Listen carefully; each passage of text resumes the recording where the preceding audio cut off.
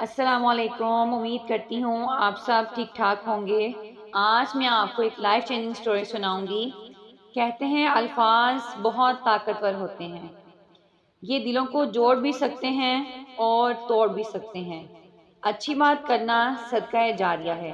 ایک مسکراہٹ اور محبت بھرے الفاظ کسی انسان کی زندگی بنا سکتے ہیں۔ لفظوں کا اثر انسان کے دل پر ہمیشہ رہتا ہے، اس لیے ہمیشہ سوچ سمجھ کر بولنا چاہیے۔ کبھی کبھی ایک اچھا الفاظ کسی کی زندگی بدل سکتا ہے، اس کو زندگی کی طرف واپس لا سکتا ہے، اور کبھی کبھی آپ کے تلخ الفاظ کسی کو گھائل کر سکتے ہیں۔ زبان کی مٹھاس دلوں میں محبت بھر دیتی ہے، جبکہ کڑوی باتیں نفرت پیدا کرتی ہیں۔ الفاظ بہت طاقت رکھتے ہیں، یہ تلوار سے زیادہ کارڈر ہوتے ہیں۔ یہ نہ صرف دلوں کو توڑتے ہیں بلکہ ان پر دائمی نشان بھی چھوڑ جاتے ہیں۔ ہمیں ہمیشہ اپنے الفاظ اور اعمال کے بارے میں محتاط رہنا چاہیے، کیونکہ جو کچھ کہا یا سنا جاتا ہے وہ کبھی واپس نہیں لیا جا سکتا، اور کہتے ہیں الفاظ ہوا میں معلق ہو جاتے ہیں۔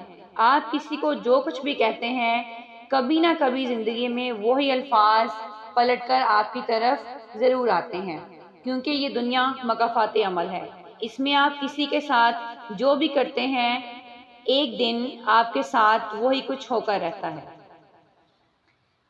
اسی کے بارے میں آج میں آپ کو ایک لائف چینجنگ سٹوری سناؤں گی۔ ایک چھوٹے سے گاؤں میں ایک عقل مند بوڑھا آدمی رہتا تھا، جو اپنی حکمت اور مہربانی کی وجہ سے بہت مشہور تھا۔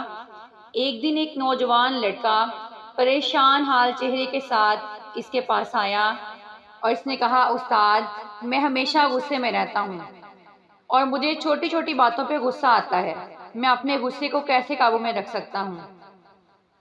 اس بوڑھے آدمی نے سوچ سمجھ کر سر ہلایا اور اسے کہا کہ میں تمہیں کیلوں سے بری ہوئی ایک بوری اور ایک ہتھوڑا دیتا ہوں۔ جب بھی تمہیں غصہ آنے لگے، اس پرانے باڑ میں ایک کیل ٹھوک دینا جو میرے گھر کے پیچھے ہے۔ اس آدمی کو یہ درخواست بہت عجیب لگی، لیکن اس نے اس بوڑھے آدمی کی بات مان لی۔ پہلے دن اس نے باڑ میں 36 کیلیں ٹھوکیں۔ اگلے چند ہفتوں میں جب اس نے اپنے غصے کو قابو میں کرنا سیکھا تو روزانہ ٹھوکی جانے والی کیلوں کی تعداد بتدریج کم ہوتی گئی۔ اس نے دریافت کیا کہ اپنے غصے کو قابو میں رکھنا کیلیں ٹھوکنے سے زیادہ بہتر ہے۔ آخر کار وہ دن آ گیا جب اس آدمی کو بالکل بھی غصہ نہیں آیا۔ وہ استاد کے پاس گیا اور اسے یہ خوشخبری سنائی کہ اب مجھے غصہ بالکل نہیں آتا ہے، اب میں سیکھ چکا ہوں کہ غصے کو کیسے قابو میں رکھنا ہے۔ عقل مند بوڑھے آدمی نے اسے مشورہ دیا کہ اب ہر بار جب تم اپنے غصے کو قابو میں رکھو تو ایک کیل اس باڑ سے نکال دو۔ اس آدمی نے اس کی بوڑھے آدمی کی نصیحت مانی۔ دن گزرتے گئے اور آخر کار تمام کیلیں اس باڑ سے اس آدمی نے نکال لی۔ پھر وہ دوڑتا ہوا اس بوڑھے آدمی کے پاس آیا تاکہ اپنی کامیابی کی ردا سنا سکے اور اسے یہ بتا سکے کہ اب اس کو غصہ بالکل نہیں آتا ہے۔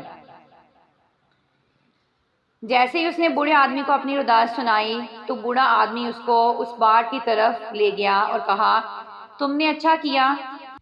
عقل مند بوڑھا آدمی اس کو اس باڑ کی طرف لے گیا اور اسے کہا، تم نے بہت اچھا کیا، لیکن یہاں میں تمہیں ایک چیز سکھانا چاہتا ہوں۔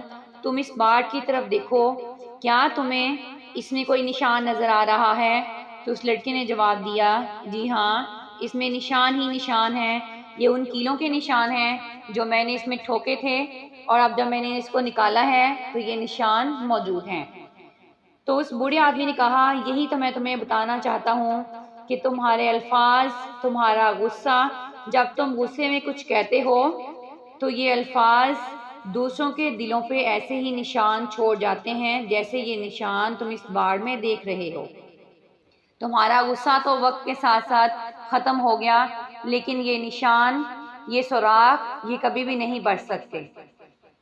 تم کسی انسان کو اپنے لفظوں سے مار سکتے ہو، اس کی روح تک گھائل کر سکتے ہو، اس کو اپنے الفاظ سے زخم لگا سکتے ہو، لیکن تم اس پر مرہم کبھی نہیں رکھ سکتے۔ تم چاہے جتنی دفعہ مرضی سے معافی مانگ لو، لیکن وہ زخم وہیں رہے گا۔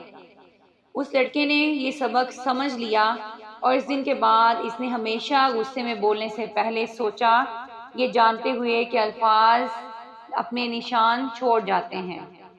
اس کہانی کا اخلاقی سبق یہ ہے کہ بولنے اور عمل کرنے سے پہلے سوچو، کیونکہ الفاظ اور عمل ایک بار ہو جانے کے بعد واپس نہیں لیے جا سکتے، وہ دیرپا تاثرات اور نشان چھوڑ جاتے ہیں۔